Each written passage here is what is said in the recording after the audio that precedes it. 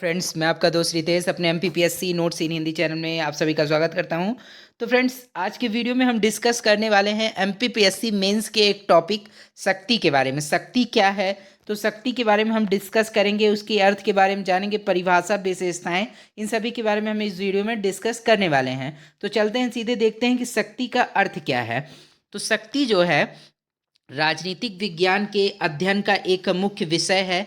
यानी कि राजनीतिक विज्ञान जो है, यानी कि पॉलिटिक्स, उसके अध्ययन का एक मुख्य जो है सब्जेक्ट क्या है, शक्ति। तो कैटलिन ने राजनीतिक शास्त्र को शक्ति का मुख्य विषय माना है और अरस्तु से लेकर आज तक के राजनीतिक शास्त्र के विद्वानों ने शक्ति को राजनीतिक शास्त्र के अध्ययन का एक महत्वपूर्ण विषय मानते हैं। परंतु फिर भी शक्ति के अर्थ के बारे में विद्वानों में मतभेद है। यानी कि जो सब मानते तो हैं कि जो शक्ति जो है किससे रिलेटेड है, राजनीतिक शास्त्र से, यानी कि पॉलिटिक्स से रिलेटेड है, लेकिन उनके जो विचार हैं शक्ति के बारे में, शक्ति का जो अर्थ है उसके बारे में जो विद्वान हैं उनमें मतभेद है। और जो प्राचीन काल से, चाहे अरस्तु हो से लेके आज तक के जो विद्वान हैं, उनका सबका मानना है कि शक्ति का संबंध किससे है, राजनीतिक शास्त्र यानी कि पॉलिटिक्स से। तो सभी का मानना एक ही है कि ये पॉलिटिक्स से रिलेटेड है, लेकिन जो विचार हैं शक्ति के अर्थ के बारे में वो क्या हो सकते हैं, डिफरेंट डिफरेंट हो सकते हैं इन लोगों के। ठीक है, तो शक्ति जो है उसे हम क्या मान सकते हैं, उसका अर्थ। तो शक्ति का अर्थ राजनीतिक शास्त्र से कैसे है कि जैसे ही हम मान लीजिए कि हम राजनीति शास्त्र में पढ़ते हैं तो उसमें हम देखते हैं कि पॉलिटिक्स हमें देखने को मिलती है। लोगों में जो कोई भी दल है, राजनीतिक दल है, तो जब वो राजनीतिक दल की अपनी एक पार्टी बनाता है, ठीक है, तो वह विभिन्न प्रकार के चुनावों में भी उतरता है। चाहे वो विधायक का चुनाव हो या छोटा से छोटा पार्षद का चुनाव हो या फिर एमएलए जो है एमपी का चुनाव हो, यानी सांसद वगैरह का चुनाव हो। ठीक है, तो वो विभिन्न प्रकार के चुनावों में उतरता है। तो जब वो चुनाव में किसी भी प्रकार की वो चुनाव में जीतता है तो उसे एक प्रकार का उस राजनीतिक दल के उस व्यक्ति को, ठीक है, एक प्रकार से पावर मिलती है, यानी कि सत्ता या फिर शक्ति मिल जाती है कि वो किसी भी, मान लीजिए कि जो कार्य जनता के लिए करना चाहता है, ठीक है, तो वो उसे एक प्रकार से शक्ति मिल जाती है उस कार्य को करने के लिए। ठीक है, जैसे कि मान लीजिए कोई भी एक विधायक का चुनाव लड़ रहा है, तो वो यदि वह कोई व्यक्ति विधायक का चुनाव जीत जाता है, चाहे वो फिर किसी दल से संबंधित हो या फिर किसी जो है निर्दलीय, किसी भी बिना पार्टी के ही लड़ रहा हो, तो यदि वो जीत जाता है तो उसे एक प्रकार से सत्ता मिलती है और उसे जो है एक शक्ति मिलती है कि वो अपनी क्षेत्र की जनता के लिए कुछ अच्छा कर सके। ठीक है, तो वहाँ पर हम देखते हैं कि शक्ति जो है राजनीतिक शास्त्र से पूरी तरह से जुड़ी हुई है। ठीक है, और ऐसे ही कोई भी बड़े पद पर यदि आप देखेंगे कि मुख्यमंत्री हो या फिर कोई भी प्रधानमंत्री हो या कोई भी सांसद हो, उसे यदि वह चुनाव जीतता है तो उसे एक प्रकार से शक्ति मिलती है कि वह अपने क्षेत्र की जनता के लिए, या अपने राज्य की या फिर अपने देश की जनता के लिए कुछ नई चीज़ें, कुछ अच्छा चीज़ें कर सके। ठीक है, इसके बाद है, आगे देखते हैं कि शक्ति की परिभाषा क्या है विभिन्न विद्वानों के अनुसार। तो मैकाइवर के अनुसार विद्वान मैकाइवर के अनुसार शक्ति से हमारा अर्थ व्यक्तियों या संस्थाओं के व्यवहार को नियंत्रित करने की दक्षता से है।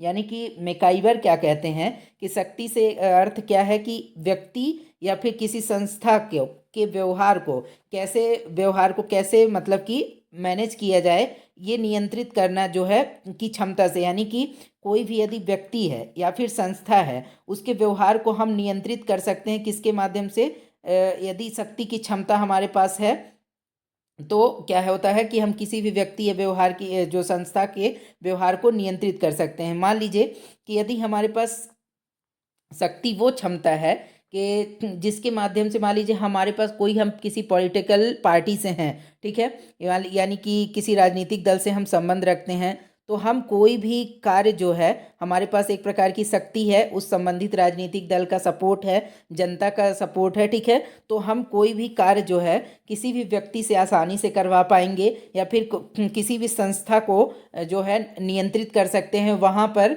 जो प्रेशराइज कर करके जो है अपने अकॉर्डिंग काम करवा सकते हैं। क्योंकि कई बार आप देखने को मिलेगा कि जो हमारे एमपी या एमएलए वगैरह बनते हैं, तो क्या होता है कि उन्हें एक प्रकार से पावर मिल जाती है, तो वो कई बार लोगों से या फिर कंपनियों के माध्यम से कई बार अच्छे काम के लिए उन्हें प्रेशर देते हैं, तो कई बार ऐसे बुरे काम भी उनके माध्यम से करवा लिए जाते हैं, ठीक है, प्रेशराइज करके राजनीतिक दलों के माध्यम से, ठीक है।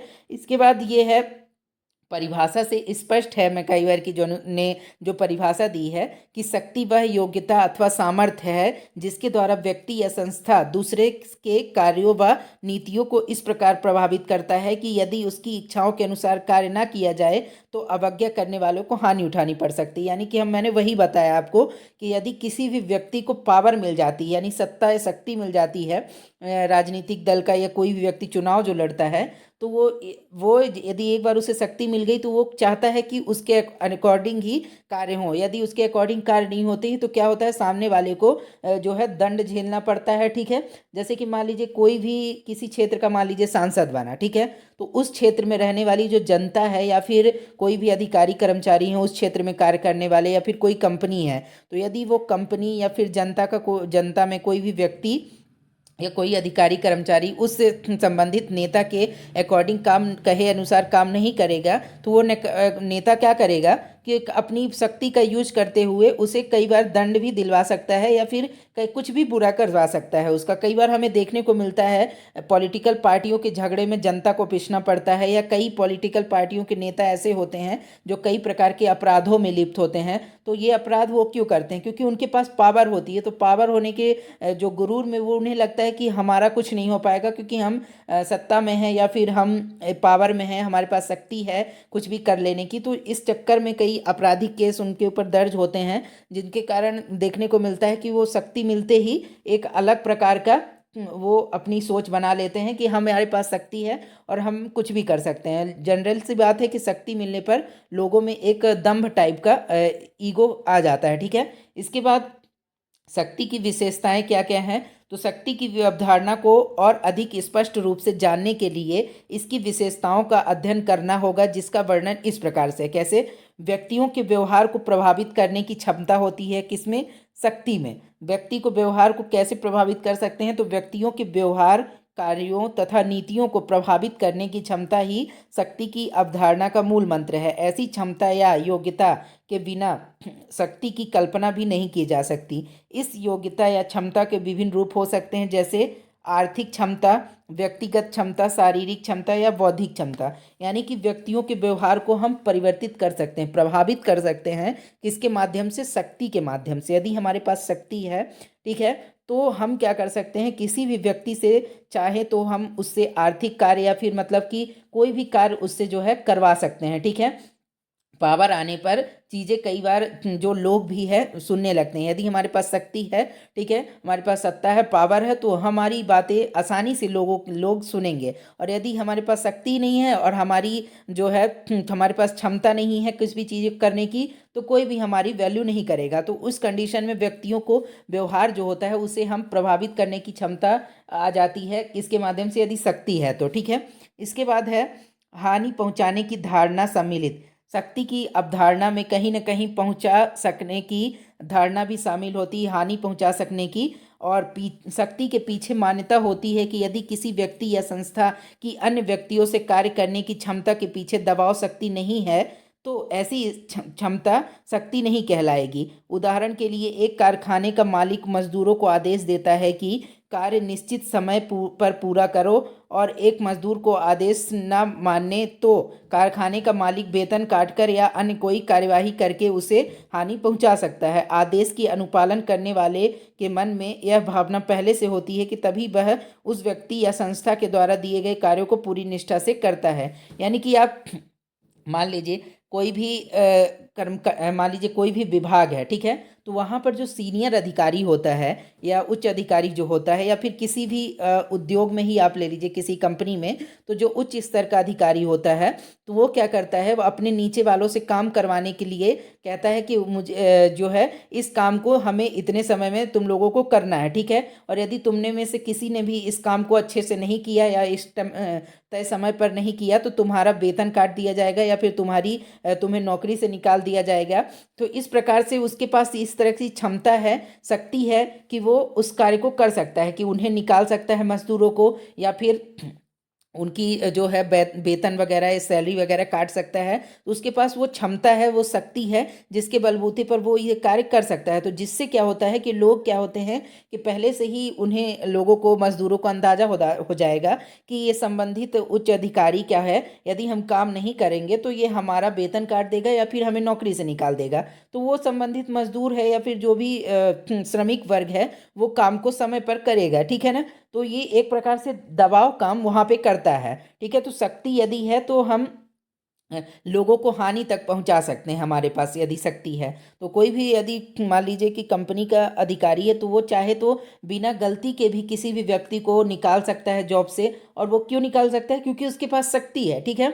और इसके बाद है शक्ति स्थिति परक है, यानी कि शक्ति स्थिति पर निर्भर करती है। जैसे कॉलेज का प्रधानाचार्य विद्यार्थियों पर तब तक शक्ति रखता है जब तक विद्यार्थी उस कॉलेज का विद्यार्थी है और वह उस कॉलेज का प्रधानाचार्य है। विद्यार्थी के कॉलेज छोड़ने पर या प्रधानाचार्य के सेवानिवृत्त हो जाने पर शक्ति नहीं रहती। यानी कि शक्ति स्थिति परक कैसी है, यानी कि जैसी कंडीशन कैसी चल रही है उस हिसाब से हम देखेंगे शक्ति तभी काम करती है जब वो कंडीशन हो। जैसे कि मान लीजिए कोई भी राजनेता है, या फिर जैसे यहाँ पे एग्जाम्पल दिया गया है कि किसी प्रिंसिपल का किसी भी कॉलेज के, तो यदि कोई भी राजनेता है वो तभी तक किसी अपने कार्यों को दबाव बस करवा सकता है जब तक कि वो किसी पद पर बना हुआ है। जैसे ही उसका पद खाली हुआ या जैसे ही वो पद से उसका समाप्त हुआ तो वो क्या हो सकता है, फिर उसकी कोई नहीं सुनेगा, उसका कार्य कोई नहीं करेगा, क्योंकि फिर उसके पास यदि पद नहीं है तो फिर कोई वैल्यू भी नहीं है। ठीक इसी प्रकार से इसमें जैसे बताया गया कि कॉलेज का जो प्रिंसिपल है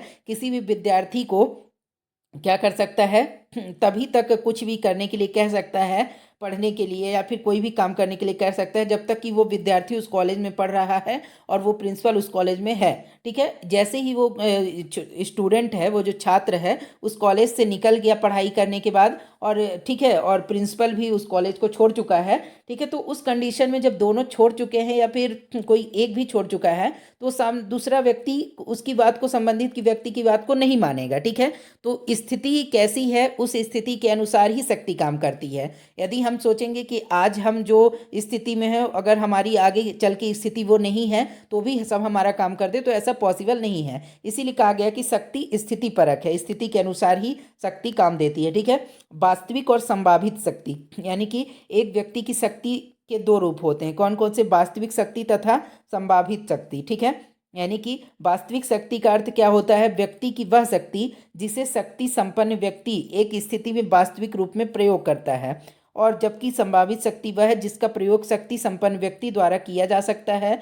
एक व्यक्ति की शक्ति का आकलन करते समय उसकी शक्ति के इन दोनों पहलुओं का विश्लेषण करना पड़ता है। तो वास्तविक शक्ति और संभावित शक्ति क्या है? तो वास्तविक शक्ति तो एक प्रकार से हम देख सकते हैं कि मान लीजिए कोई भी राजनीतिक दल का व्यक्ति चुनाव लड़ता है और वह चुनाव जीत जाता है, तो उसके पास क्या होता है कि पावर आ जाती है, ठीक है। पावर आ जाती है किस चीज़ की? किसी भी कार्य को करवाने की संबंधित व्यक्ति से, ठीक है।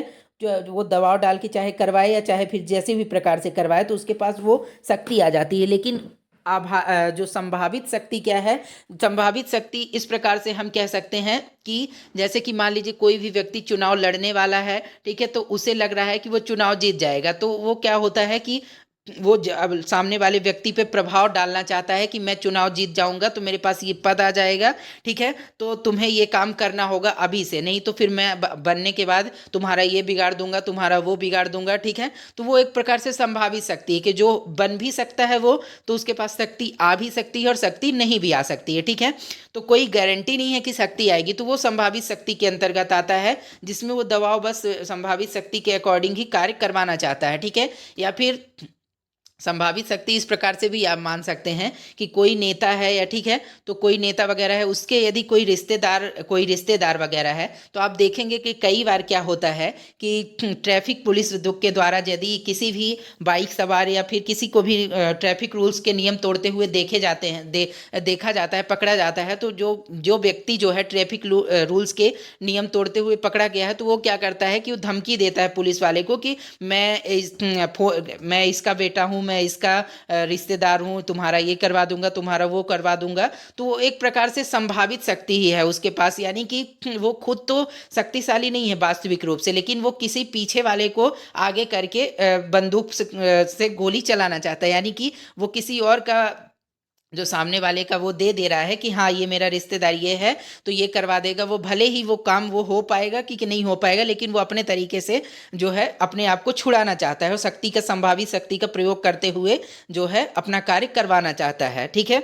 इसके बाद विरोधी हितों का होना अनिवार्य। विरोधी हितों का होना अनिवार्य यानी कि शक्ति की अवधारणा के लिए यह आवश्यक है कि शक्ति का प्रयोग करने वाले व्यक्ति और उन व्यक्तियों जिन पर वह शक्ति प्रयोग की जा रही है के हितों में विरोध होना चाहिए। अगर शक्ति के प्रयोगकर्ता और उन व्यक्तियों जिनके ऊपर शक्ति प्रयोग की जा रही है के हित समान हैं तो ऐसी स्थिति में शक्ति के प्रयोग की आवश्यकता ही नहीं पड़ेगी। यानी कि शक्ति का हम प्रयोग कब करेंगे?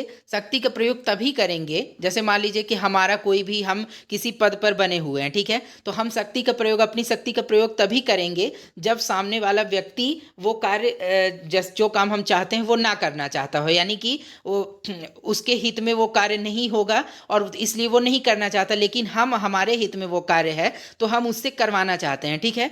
तो क्या होता है कि यदि दोनों के उद्देश्य अलग अलग हैं, जैसे हम चाहते हैं कि वो कोई भी संबंधित कार्य हो, लेकिन सामने वाली जिस व्यक्ति से हम करवाना चाहते हैं वो कार्य, तो वो सामने वाला व्यक्ति चाहता है कि ये कार्य ना हो। ठीक है। तो हम दोनों के हित जो हैं अलग अलग हैं, उसके हित दूसरे हैं, हमारे हित दूसरे, लेकिन हम, हमारे पास शक्ति होने की वजह से हम उस पर दबाव डालेंगे कि तुम ये, भले तुम्हारे हित का ये काम ना हो लेकिन तुम्हें ये काम करना पड़ेगा क्योंकि मेरे पास शक्ति है, अन्यथा मैं तुम्हारा ये बिगाड़ दूंगा, तुम्हारा वो बिगाड़ दूंगा। ठीक है।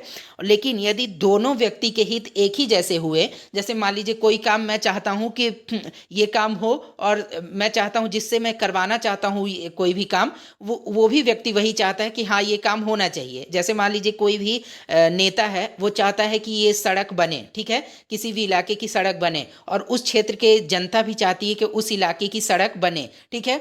तो जब नेता भी चाहता है और जनता भी चाहती है तो वहां पर फिर शक्ति प्रयोग की जरूरत नहीं होती है। ठीक है। तो वहां पर वो कार्य बिना शक्ति प्रयोग के ही हो जाता है। लेकिन कई बार हमें देखने को मिलता है कि कोई भी योजना जो है हमें लागू करवानी होती है, ठीक है, तो क्या होता है कि कोई भी योजना लागू करवाते समय हम तो चाहते हैं कि ये योजना लागू हो जिससे लोगों को, जनता को इसका लाभ मिल सके, लेकिन वहाँ पर कई अधिकारी वगैरह नहीं चाहते हैं, क्योंकि उन्हें यदि लगता है कि ये जनता तक इसका सही लाभ नहीं पहुँच पाएगा तो वो क्या चाहते हैं कि हम ये कार्य नहीं होने देंगे क्योंकि ये जनता के हित में नहीं है। लेकिन एक नेता के द्वारा या फिर एक सत्ता दल के द्वारा वो कार्य अधिकारियों को जबरदस्ती करवाया जाता है, क्योंकि नेता या सत्ता दल के पास पावर होती है, शक्ति होती है, जिससे वो अधिकारियों से वो कार्य करवाते हैं जबरदस्ती। ठीक है। भले उनके जो है हित अलग अलग हों। ठीक है। इसके बाद है शक्ति अमूर्त है। शक्ति अमूर्त है का क्या मतलब है? शक्ति अमूर्त अवधारणा है, यानी कि शक्ति दिखती नहीं है। ठीक है। उसकी कोई मूर्त नहीं होती कि हाँ ये, यदि किसी व्यक्ति के पास शक्ति है तो वो देख नहीं सकता या वो दिखा नहीं सकता कि हाँ मेरे पास शक्ति है। समूर्त शक्ति जो है एक इनविजिबल चीज है। ठीक है। वो एक प्रकार से अपने अंदर एक अलग ही अहम आ जाता है। जब कोई भी सत्ता प्राप्त होती है या भी किसी भी प्रकार के बड़े पद पर कोई व्यक्ति जाता है तो उसे अलग ही प्रकार का एक जो है उच्च पद प्राप्त होता है, जिससे उच्च भावना आ जाती है कि हाँ अब मैं इस संबंधित पद पर आ गया हूँ तो अब मेरे पास कोई भी कार्य करवाने की क्षमता आ गई है। इसका कोई भौतिक स्वरूप नहीं है शक्ति का, यह कोई भौतिक वस्तु या संपत्ति नहीं है जिस पर अधिकार किया जा सके। शक्ति एक भावना होती है जिसे केवल अनुभव किया जा सकता है। शक्ति को ना तो हम देख सकते हैं और ना ही किसी को दिखा सकते हैं, इसे केवल अनुभव कर सकते हैं। भौतिक पदार्थों को नापा तोला जा सकता है लेकिन शक्ति को नहीं, उसका केवल आकलन किया जा सकता है। इसका मुख्य कारण यह है कि एक अमूर्त भौतिक अवधारणा है, यानी कि शक्ति जो है कोई ऐसी चीज नहीं है जिसे हम एक व्यक्ति से दूसरे व्यक्ति में बांट सकें। ठीक है। या कोई व्यक्ति दूसरे व्यक्ति से छीन ले। शक्ति क्या है? शक्ति जो होती है मिलती है कब? जब एक व्यक्ति सक्षम होता है। ठीक है। कोई भी व्यक्ति यदि सक्षम है उस किसी भी कार्य को करने के लिए, तभी उसे वो शक्ति प्राप्त होती है। ऐसी मान लीजिए कि कोई भी व्यक्ति किसी भी, मान लीजिए कोई आईएएस की तैयारी कर रहा है कोई व्यक्ति, ठीक है, तो वो यदि वो मेहनत करेगा तो वो उस पद पर पहुंच जाएगा आईएएस के लेवल पर। ठीक है। एक कलेक्टर बन जाएगा। लेकिन यदि कोई संबंध दूसरा व्यक्ति कोई वो मेहनत ही नहीं करेगा तो उसे वो पद तो नहीं दिया जाएगा। इस प्रकार से जो शक्ति है एक भावना है, उसे पाया जा सकता है। ठीक है, मतलब कि मेहनत करके या फिर उस मुकाम को हासिल करके किसी भी पद को या फिर पाया जा सकता है जिससे हमें शक्ति मिलती है। ठीक है, तो इस प्रकार से शक्ति एक अमूर्त भौतिक अवधारणा है, यानी कि इसकी कोई मूर्त नहीं होती है, ये सिर्फ महसूस किया जा सकता है इसे। ठीक है, इसके बाद है वैधता की अवधारणा। वैधता की अवधारणा क्या है? तो शक्ति के साथ वैधता की अवधारणा जुड़ी होती है। शक्ति को प्रभावी बनाने के लिए वैधता जरूरी है। शक्ति के साथ जब तक वैधता जुड़ी रहती है तब तक नियमों को मनवाने के लिए हिंसा या बल प्रयोग की आवश्यकता नहीं होती है। यह सही है कि शक्ति अवैध भी हो सकती है, लेकिन शक्ति अधिक दिनों तक अस्तित्व में नहीं रहती है। अवैध शक्ति के अनुसार व्यवहार करने वाले लोग जल्दी ही विद्रोह पर उतर जाते हैं, यानी कि शक्ति जब तक वैधता है शक्ति की तभी तक आप किसी से कोई कार्य करवा सकते हैं। जैसे कि मान लीजिए कोई भी नेता चुनाव जीत गया है, ठीक है, तो वो चुनाव 5 साल के लिए जीतता है। ठीक है, तो उसकी वैधता, शक्ति की वैधता कब तक है? 5 साल तक। 5 साल तक वो जो भी कहेगा तो वो सामने वाला व्यक्ति या फिर कोई भी करेगा, अधिकारी अफसर। लेकिन जैसे ही वो चुनाव हारेगा, अगला चुनाव, ठीक है, या जैसे ही वो पद उसका समाप्त हुआ, तो वहाँ क्या होगा? कोई भी व्यक्ति उसकी बात मानने को तैयार नहीं होगा, बल्कि जनता जो है या फिर कोई भी अधिकारी कर्मचारी उसके विरोध में उतर जाएंगे कि भाई संबंधित व्यक्ति ना तो किसी पद पर है, ना ही उसके पास इतनी पावर है कि वो हमारा कुछ बिगाड़ पाएगा, इसलिए सामने वाला व्यक्ति जो है विरोध पर उतर आएगा यदि कोई भी नेता या फिर अधिकारी अपनी शक्ति खो चुका है। ठीक है, जैसे कई बार देखने को मिलता है कि अधिकारियों को कई बार जो है सस्पेंड वगैरह कर दिया जाता है, तो वहाँ पर उनकी शक्ति समाप्त हो जाती है, तो लोग भी क्या करते हैं, फिर वहाँ पर उसकी वैल्यू नहीं करते हैं। ठीक है, तो शक्ति की वैधता होनी जरूरी है। जब तक शक्ति की वैधता है तभी तक किसी भी कार्य को करवाया जा सकता है अपने अकॉर्डिंग। ठीक है, इसके बाद निष्कर्ष क्या निकलता है इन सभी का? कहा जा सकता है कि शक्ति मानवीय संबंधों का एक विशिष्ट रूप है जिसमें एक व्यक्ति, जिसे सत्ताधारी कहा जाता है, अपने से कम शक्तिशाली व्यक्तियों के व्यवहार को अपनी इच्छा के अनुसार परिवर्तित करने की योग्यता रखता है। यानी कि शक्ति जो मानवीय संबंध है जिसमें कोई भी व्यक्ति यदि उसे सत्ता प्राप्त हो गई है, सत्ताधारी है वो, तो वो दूसरे अपने कम शक्तिहीन व्यक्ति से अपने अकॉर्डिंग काम करवा सकता है या अपने मन मुताबिक कार्य करवा सकता है। तो इस प्रकार से आज हमने देखा कि शक्ति क्या है, तो शक्ति का अर्थ देखा हमने, शक्ति की परिभाषा देखी, शक्ति से रिलेटेड की विशेषताएं क्या क्या हैं, इन सभी के बारे में आज हमने इस वीडियो में देखा कि शक्ति क्या है। ठीक है, तो आई होप कि ये वीडियो आपको अच्छा लगा होगा, और एमपीपीएससी मेंस के लिए यदि शक्ति से संबंधित कोई क्वेश्चन बनता है तो उससे रिलेटेड आप टॉपिक पर लिख पाएंगे इस वीडियो को देखने के बाद। तो फ्रेंड्स, आज के वीडियो में इतना ही। अब हम मिलेंगे किसी नेक्स्ट वीडियो में, किसी न्यू टॉपिक पर डिस्कस करेंगे। तो आज के लिए इतना ही, बाय बाय।